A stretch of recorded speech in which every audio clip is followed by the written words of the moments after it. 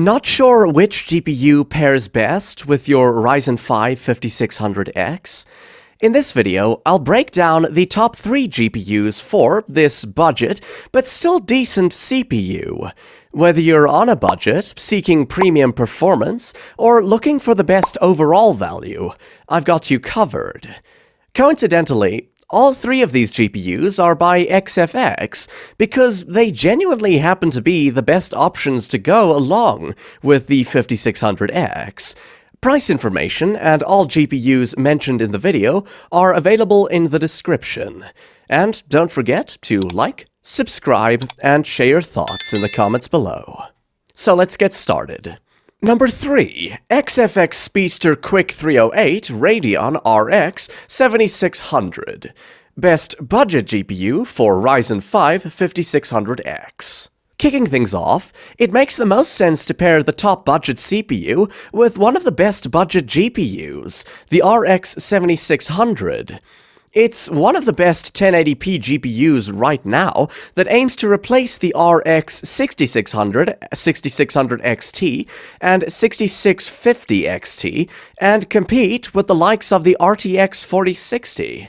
The RX 7600 and Ryzen 5 5600X make a killer combo for a super budget-friendly PC that will last quite a long time.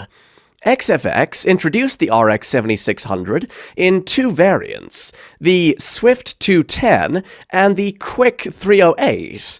I prefer the Quick 308 because it's built quite a bit better than the Swift 210. It has a triple fan configuration with a plastic shroud and a metallic backplate with the word Quick on it in a large font. On the side, there's an 8-pin power connector and a BIOS switch, which is really nice to see on such a low-end GPU. Although it's a long triple-fan card, it's slim and doesn't take more than 2 PCIe slots to fit itself. It's one of the simplest designs I've ever seen, and easily vanishes in any setup because it brings almost no attention towards itself. In terms of gaming performance, the RX 7600 is perfect for esports enthusiasts. At 1080p, Apex Legends runs at a consistent 240 FPS at the highest settings. Even more demanding games like Fortnite, Call of Duty Warzone, and PUBG can easily stay above 144 FPS on this GPU. The XFX Quick 308's cooler allows the RX 7600 boost quite a bit higher than the stock RX 7600s, allowing it to be almost 10% faster than them. It's quite similar to last generation's RX 6650 XT and RX 6700 in terms of performance, and with that performance boost, it really tightens the gap with even something like the RX 6700 XT if the game uses less than 8GB of VRAM. However, that leads me to my biggest frustration. I wish the 7600 had more VRAM, because frankly, in 2024, 8GB is becoming just the bare minimum. I feel like a 10GB VRAM buffer would have made this GPU unstoppable, and could have easily annihilated the competition. And speaking of competition, the RX 7600 has a lot going for it. There are far too many options to choose from AMD, Intel, and Nvidia. Almost all of these are previous generation cards like AMD's RX 6650 XT, Intel's A750, and Nvidia's RTX 3060. The latest offering from Nvidia is their RTX 4060, which is just as fast as the RX 7600, but costs way more to be a viable alternative. The best option out of all of these are the RX 6650 XT and RX 7600. Although the RX 6650 XT is slightly cheaper, there are much fewer models available for it because it's an entire generation older. Not only will the RX 7600 last a bit longer than the 6650 XT, it also has AV1 encoding. If the price gap had been bigger, I would have recommended the RX 6650 XT. But since both of these are nearly the same in price, the RX 7600 is an easy choice. To sum it up, if you need a fast GPU for maxing out games at 1080p with the latest features and excellent video encoding, the RX 7600 is the most compelling option in the sub-$300 price category. Although the 8GB VRAM may concern some due to the increased demand of modern games, it's still enough VRAM to play games at 1080p. Ratings: PCB design, 8.5 out of 10. Performance, 8 out of 10. Aesthetics and cooler design, 9 out of 10. Value for money, 9.5 out of 10. For an overall rating of 9 out of 10. Number 2. XFX Speedster Swift 319 AMD Radeon RX 6800 Core. Best premium GPU for Ryzen 5 5600X. The Ryzen 5 5600X offers some of the best performance compared to how low its price is. On a similar note, the RX 6800 has become my go-to choice when recommending a GPU to those who want the best possible performance at a reasonable budget. The design of the XFX Speedster Swift 319 can be best described as sober. It's a simple, tried-and-true formula that goes well with black-colored PCs. Unlike the Merc 319 and Quick 319, the Swift 319 has no words written on the backplate, which is a plus point.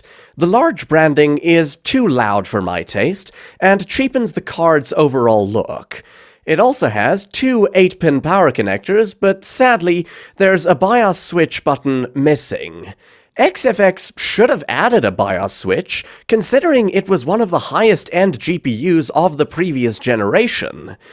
The specs of the RX 6800 are its strongest talking points. It has a large 16GB GDDR6 VRAM buffer that's connected to a 256-bit bus and a gigantic 128MB L3 cache. This nets the card a bandwidth of 512GB per second, so even some 4K gaming is possible on this GPU. And speaking of 4K performance, some games like Assassin's Creed Valhalla and Borderlands 3 run at 4K 70 FPS, but games like Cyberpunk 2077 drop down to about 40 to 50 FPS. If you do, however, use this GPU for 1440p gaming, then it should last you for a very long time, as any game would work easily and give out, on average, 80 to 90 FPS. With such good AAA performance, it also has top-notch esports performance and can be used for running any game at 1440p and 120 FPS. When it comes to alternatives, there are a lot of different options to choose from, like the RTX 3080 and AMD's own RX 7700 XT. In terms of price and performance, all three of these GPUs are nearly identical, especially at 1440p. But the reason why I prefer the RX 6800 every time over the other two is the massive 16GB VRAM and excellent power efficiency. Surprisingly, the RX 6800 consumes the least power of all of these GPUs. For example, in games like Hogwarts Legacy, the RTX 3080 consumes more than 300 watts, and the RX 6800 consumes just around 190 watts of power, while being only 4 to 5 FPS slower. There is one area where the RX 6800 is going to lag behind both the RTX 3080 and RX 7700 XT, and that's ray tracing.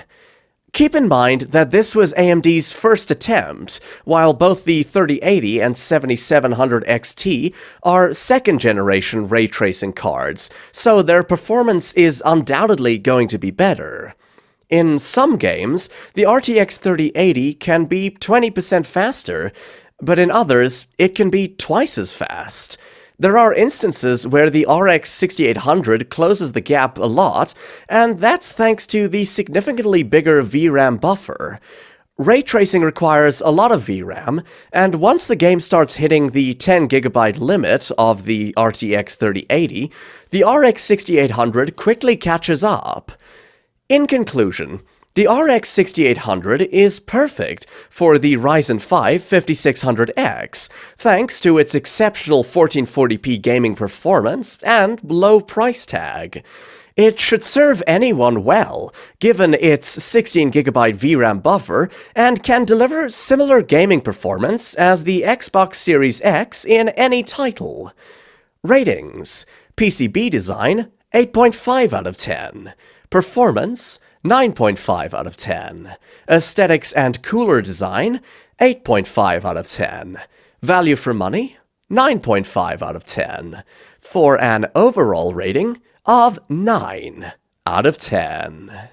Number 1. XFX Speedster Swift 309 AMD Radeon RX 6700 XT. Our top choice. The RX 6700 XT has quickly become a legendary GPU thanks to its incredible 1440p gaming performance and budget-friendly price. The XFX Speedster Swift 309 Radeon RX 6700 XT is perfect for those who need something powerful without breaking the bank. Starting with the design of the card, it has a very simple dual-slot design with 3 fans. It's slim and will fit in any case very easily, but since it's a triple-fan card, it's quite long, so make sure there is plenty of room in your PC case. The backplate is made of metal, while the rest of the fan shroud is made of hard plastic that's trying to replicate the look and feel of metal. I don't think the build quality is particularly that impressive, but cooling performance is excellent. The fans barely spin, so they don't make a lot of noise, and even then, they easily keep the GPU temperature at around 72 degrees Celsius during gaming. In terms of performance, the 6700 XT can easily run demanding AAA games like Red Dead Redemption 2, Spider-Man Remastered, and Hogwarts Legacy at 1440p ultra settings at 60 FPS. Only the most demanding games, like Alan Wake 2 and Cyberpunk 2077, will run at 1440p ultra settings at around 40 FPS, so you'll need FSR to increase the frame rate to 60 FPS. Any esports title will have no issue running at 200 plus FPS at medium or high settings in games like Counter-Strike 2, Dota 2, League of Legends, Valorant, and Rainbow Six Siege. Moving on, the RX 6700 XT is paired with a fast kit of 12GB GDDR6 VRAM over a 192-bit bus with a massive 96MB L3 cache. Overall, it's an excellent GPU with almost no complaints and an easy pairing with any affordable CPU like the Ryzen 5 5600X. AMD's biggest competition is, ironically, AMD themselves. The best GPU that can rival the RX 6700 XT is the RX 7600 XT, which is another fantastic 1440p gaming GPU. However, there is a major problem. The RX 7600 XT is just an RX 7600 with 16GB VRAM and a higher price tag. If it had a performance improvement like the RX 6600 XT has over the RX 6600, then it would have been very easy for me to recommend it over the RX 6700 XT. The RX 7600 XT falls short of the 6700 XT, especially in 1440p, and the extra 4GB VRAM buffer isn't enough of a justification for a nearly 25% increase in price. As far as Nvidia and Intel are concerned, they also have plenty of options that are either too expensive or lack attractive features. I would have loved to recommend the RTX 4060 Ti had it been a much cheaper GPU. It offers decent performance close to the 6700 XT and comes in 8 and 16GB variants. Sadly, the 8GB version falls flat when the GPU starts running out of VRAM at 1440p, and the 16GB variant is far too expensive to even consider. At the end of the day, the RX 6700 XT is quite unmatched when it comes to price and performance. At just under $300, it's the most enticing option for anyone looking to play games at 1440p on a tight budget. Ratings: PCB design, 8.5 out of 10. Performance, 9 out of 10. Aesthetics and cooler design, 8.5 out of 10. Value for money, 9.5 out of 10, for an overall rating of 9 out of 10. So what do you think? Which of these is the best graphics cards for you? Or do you think another GPU is better? Tell us in the comments below, and don't forget to like and subscribe. Have an awesome day.